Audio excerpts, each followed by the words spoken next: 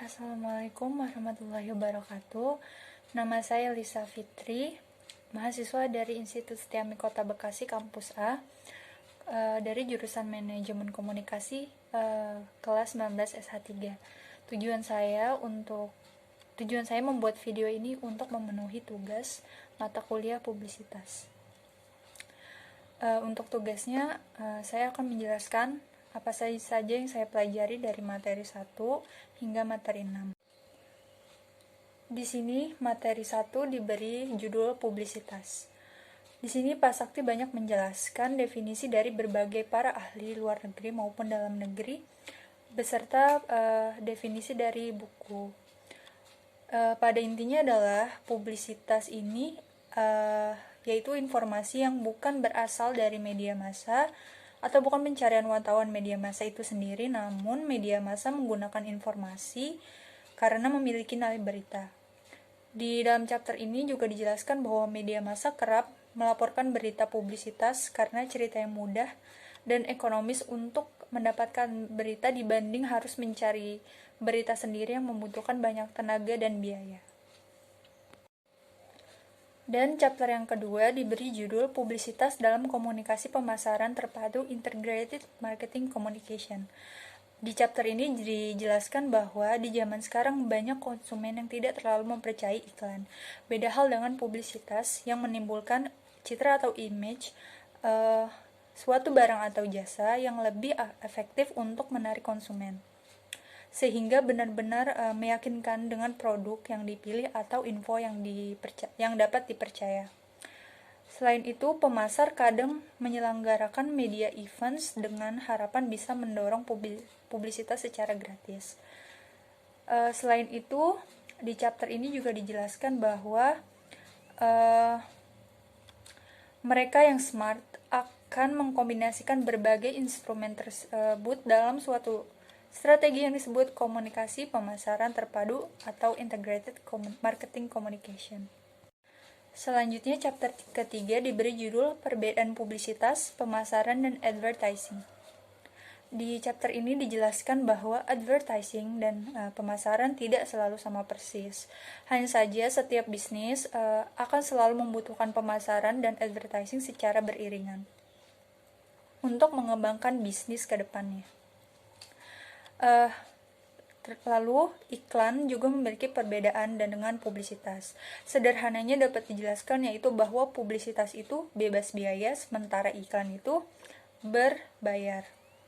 Selain itu, dijelaskan juga bahwa publisitas memiliki kekuatan yang jauh lebih besar jika dibandingkan dengan iklan.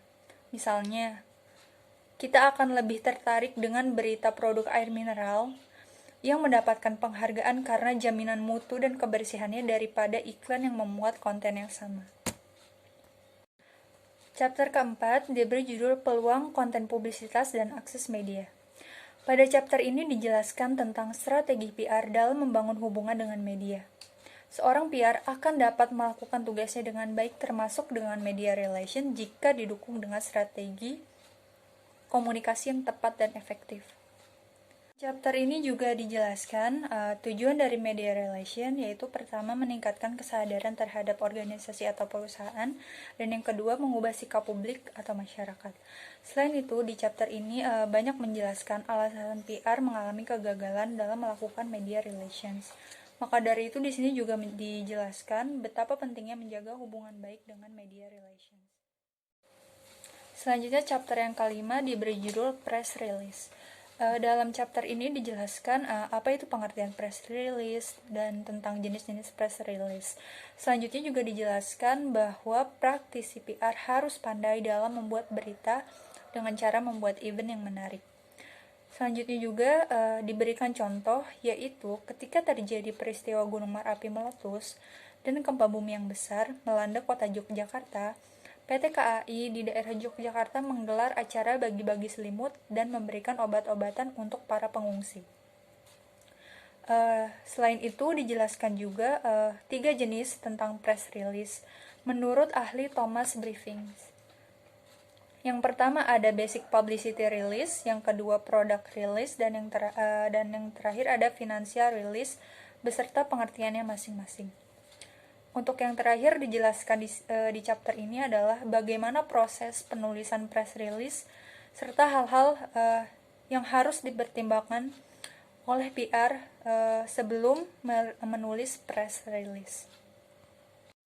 Dan yang terakhir, chapter ke-6 diberi judul Foto PR, Ilustrasi, dan Konten Publicity Planner. Di dalam chapter ini dijelaskan kepentingan foto-foto untuk keperluan PR, marketing, dan promotion tool, untuk pencitraan dan menunjang instansi dan perusahaan. Di sini juga dijelaskan fakta bahwa pemanfaatan fotografi belum maksimal dalam menunjang kegiatan kehumasan. Misalnya, amat jarang kita mendapatkan bentuk siaran pers yang menyertakan foto sebagai penguat informasi dan belum dijadikannya media fotografi untuk melengkapi dokumen atau perpustakaan internal. Selain itu, di sini juga dijelaskan, walaupun demikian, perlahan namun pasti di beberapa instansi telah memanfaatkan fotografi sebagai penunjang aktivitas kehumasan. Walaupun dari kualitas dan tampilan fotonya belum dikelola dengan profesional. Dan yang terakhir di sini juga diberikan saran untuk humas, yaitu idealnya seorang praktisi humas memiliki keterampilan teknis maupun konseptual fotografi sehingga kualitas foto yang dihasilkan bisa maksimal. Demikian yang dapat saya sampaikan. Apabila ada kekurangannya, mohon maaf. Atas perhatiannya saya ucapkan terima kasih.